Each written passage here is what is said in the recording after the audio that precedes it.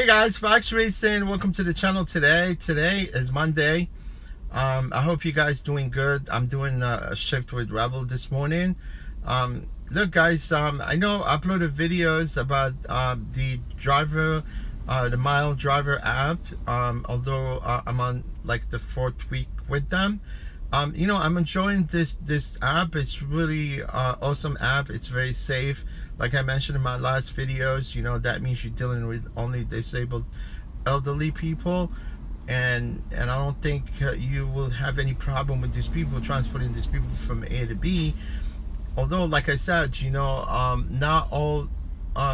everything is as it's going to be smooth as you think, because some of the things, they might not work, and you have to figure out how to resolve some of the issues, but this app, it's really I'm really liking this app in so many ways. Like I mentioned in my videos, that means you have the pickup, the drop off. People are vetted already through this public assistance, I assume, by getting this right, because they have to get approved, and they have to prove that they actually happen to be disabled people. So this rides, they come through the app, like I showed you in my previous videos, and because I know some of the guys just got on board with Myle app. I wish I knew about this app from, I knew about it, obviously. I just wish I could have gotten on board with them, a while ago. But it seems that it's no brainer, obviously, and clearly, the app is basically, it tells you everything, the pickup location, the drop off, and also usually you get in those fees, and it goes into your pocket at the end of the day, from like $275, $550, per ride, whatever. And eventually at the end of the week, they deduct those fees from your payment, right?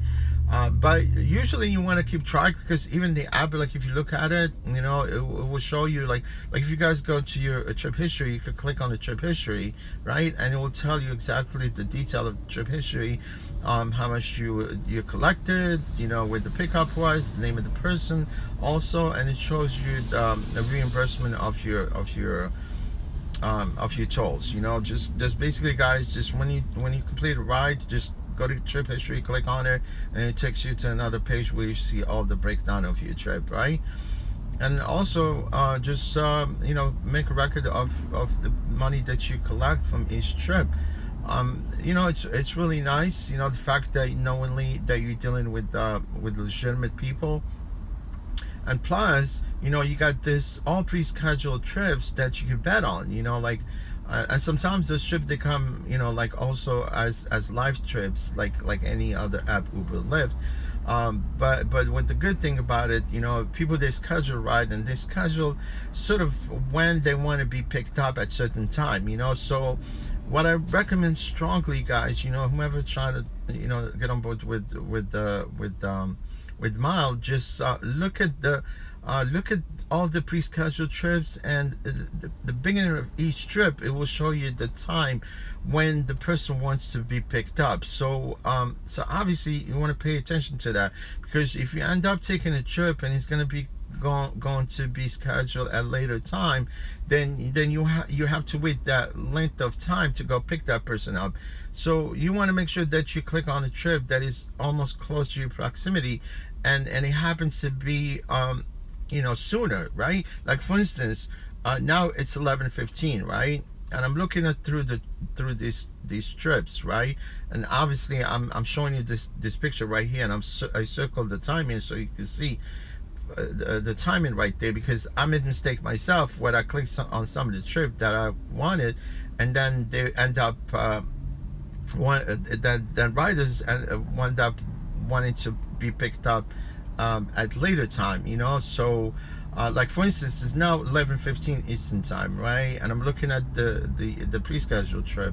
I want to pick up the trip that is going to be picked up within the next 15 minutes, right? I don't want to be picked up trip that's going to be picked up in the next hour or so. And if you want to decide to take that trip, you could take it, between that time you could be doing something else. So make sure you pick trips that it's closer to you. And you know what I noticed myself, you see, whatever you are in the 5 boroughs, for some reason the app, it detects where you are, and it only gives you those trips that actually closest to you in that particular borough. You know what I'm saying? Like now I'm here, right?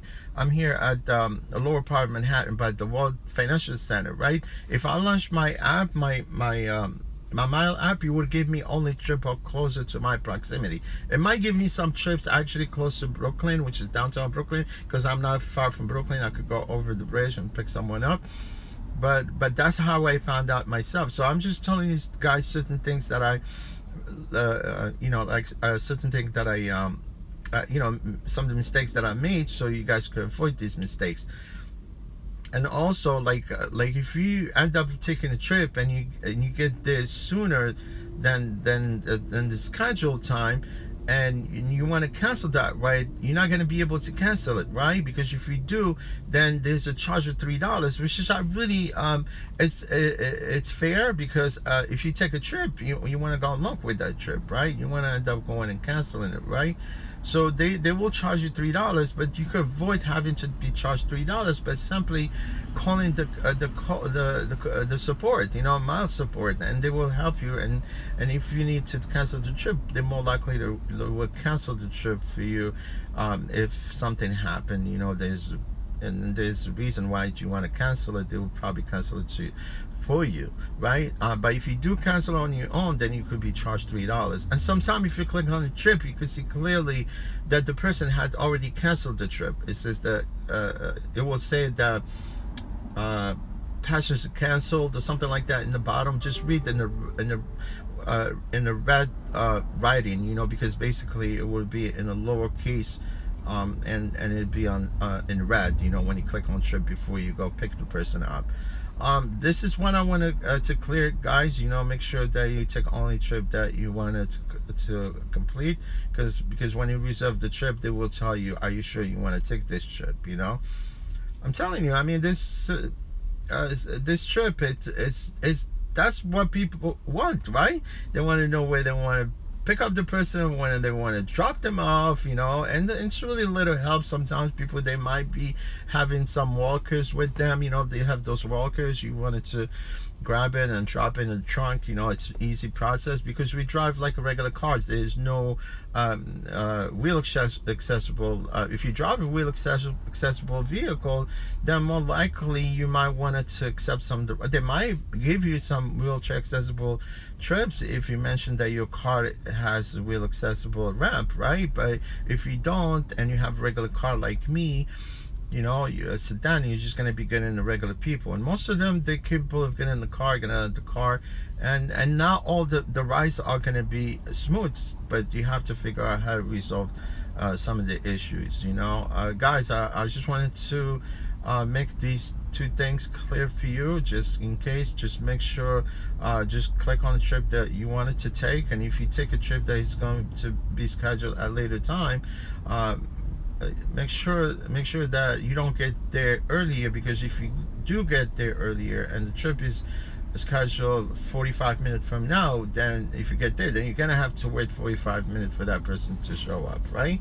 So make sure you get the trip that is closest to you, and make sure you look at the timing of the trip when when this rider wants to be picked up, and then just click on trip when you're on your way there. And it is what it is, and it's good money. I'm telling you the truth. I found it a lot easier getting a ride. I don't have no anxiety. I don't think about someone is going to leave the car, low rate me, or make false report. These people, they don't care about making false report, unless if you do something dumb. You know what I'm talking about? Because some of them, they might complain to access a ride, and access ride, they might submit the complaint to Myle, you know what I'm saying? But I don't think anybody wants to complain about you. They just there because they don't know. They think that we do work for access a ride. Technically we don't. We work for Myle, but Myle has its own contract and arbitration clause also, like every other app. But this is really smooth. you're dealing with legitimate people, and you know where you're going to pick up the person, and all person that get in your car is safe people, like I said, right? Guys, this is just a few things that I want to clear. And if you guys have any question, and also what I wanted to say, if you click on request in the car, make sure you call your rider right away. You know, tell them that you're on your way to pick them up, because I found out in some instances, because they get overwhelmed, what they do is they tend to send like 2 different cars to the same location.